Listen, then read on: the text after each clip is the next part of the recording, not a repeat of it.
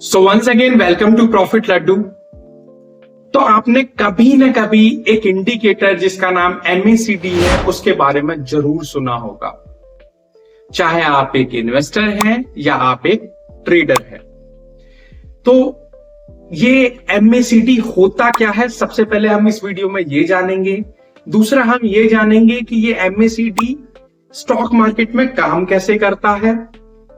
और तीसरा हम ये जानेंगे कि ये जो MACD है बाय और सेल के सिग्नल्स हमें कैसे देगा।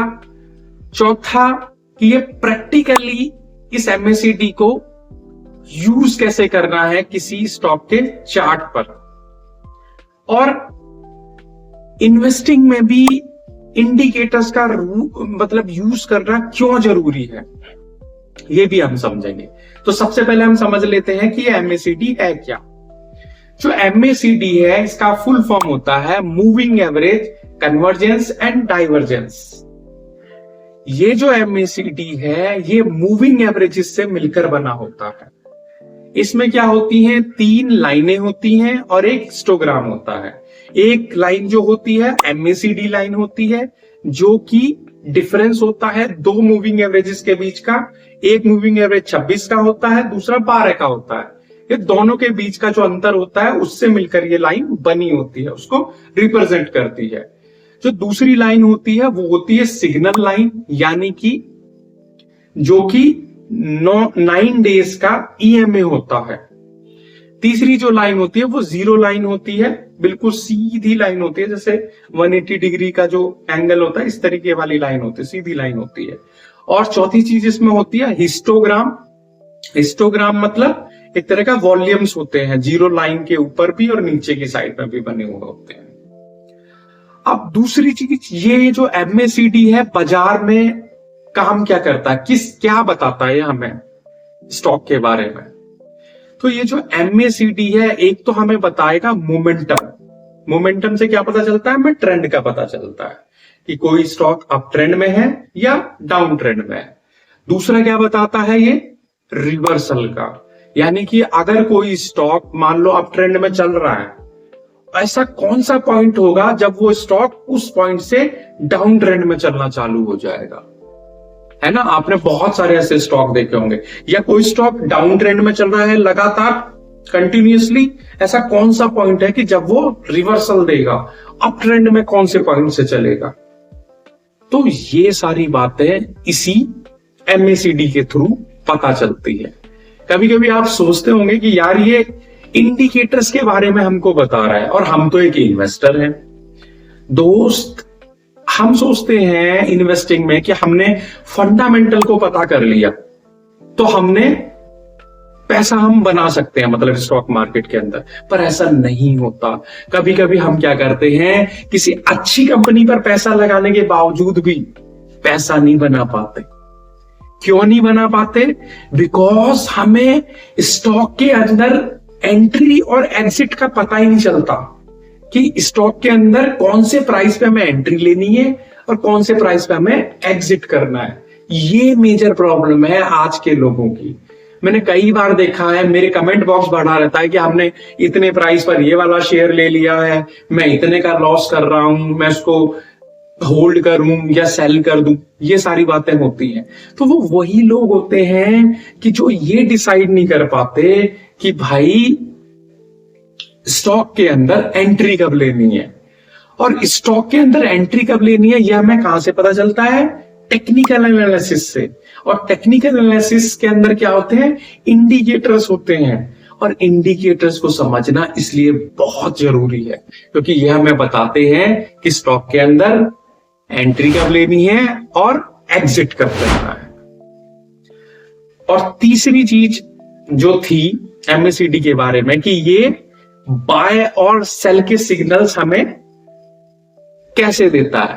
तो बाय और सेल के सिग्नल हमें कैसे देगा, ये कि मैंने बताया ना, एक MACD लाइन होती है और दूसरी होती है सिग्नल लाइन। जब ये दोनों एक दूसरे को क्रॉस ओवर करती हैं तो हमें बाय और सेल के सिग्नल मिलते हैं। जब ये एक दूसरे को क्रॉस ओवर करेंगी, मान लो MACD लाइन सिग्नल लाइन को क्रॉस ओवर करती है नीचे से ऊपर की ओर, तो हमें बाय के सिग्नल मिलते हैं, हमें अप ट्रेंड का सिग्नल मिलता है। और MACD लाइन ऊपर से नीचे की ओर करती है सिग्नल लाइन को क्रॉसओवर, तो वहां पर हमें सेल के सिग्नल्स मिलते हैं। और जब हम जीरो लाइन के ऊपर हिस्टोग्राम बनते हैं तो हमें बाय के सिग्नल मिलते हैं, और जब जीरो लाइन के नीचे की ओर हिस्टोग्राम बनते हैं तब हमें सेल के सिग्नल्स मिलते हैं। तो एक तो MACD और सिग्नल लाइन के थ्रू मिलेंगे हमें बाय सेल के सिग्नल्स, और एक हिस्टोग्राम और जीरो लाइन के थ्रू मिलेंगे हमें बाय और सेल के सिग्नल्स। और हमें अगर प्रैक्टिकली इस चीज को समझना है कि ये चार्ट पर कैसे MACD काम करता है, तो उसको भी हम समझ लेते हैं। इससे पहले अगर आप मेरे चैनल पर नए हैं तो चैनल को सब्सक्राइब करना ना भूलें, और अगर आपको वीडियो में दी हुई जानकारी अच्छी लगी हो, वैल्यूएबल लगी हो, तो लाइक, शेयर और कमेंट करना ना भूलें।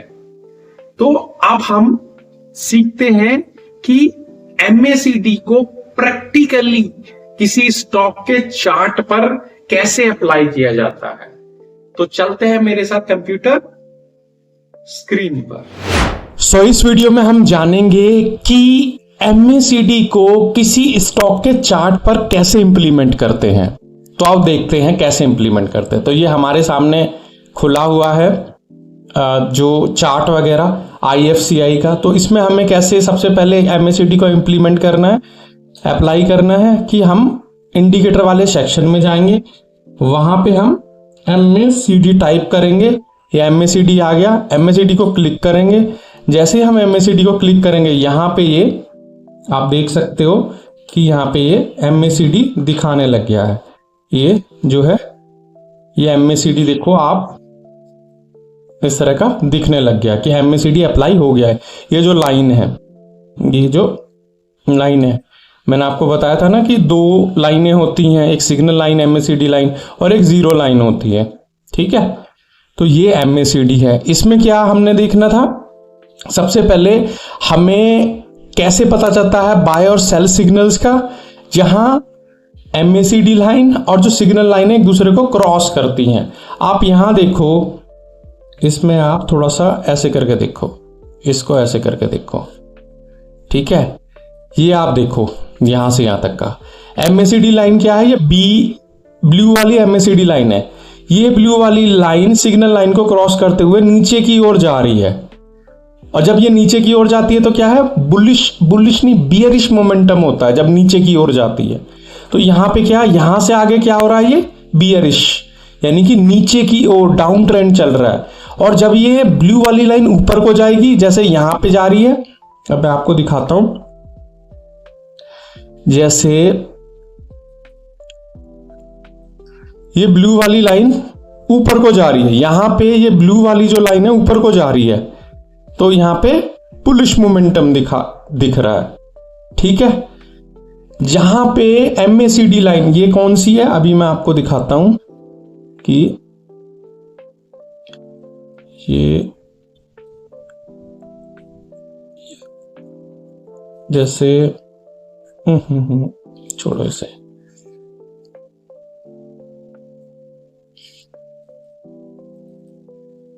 ये जो है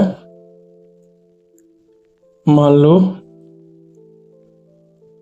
ये यहां पे ये जो लाइन है ये कौन सी है हमारी, MACD लाइन, ये हमारी है MACD लाइन। ये MACD लाइन अगर ऊपर को जाएगी तो बुलिश मोमेंटम आएगा, नीचे को जाएगी इसको सिग्नल लाइन को क्रॉस करते हुए तो बियरिश मोमेंटम, ये MACD लाइन है।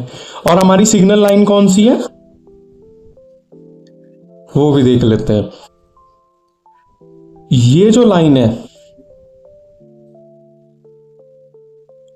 ये लाइन है हमारी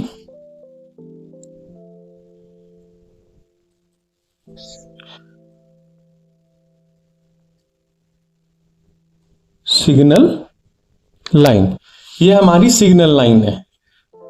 और ये जो है, ये जो जितने भी आपको दिखाई दे रहे हैं, ये क्या है, हिस्टोग्राम। इनको क्या बोलते हैं? हिस्टोग्राम।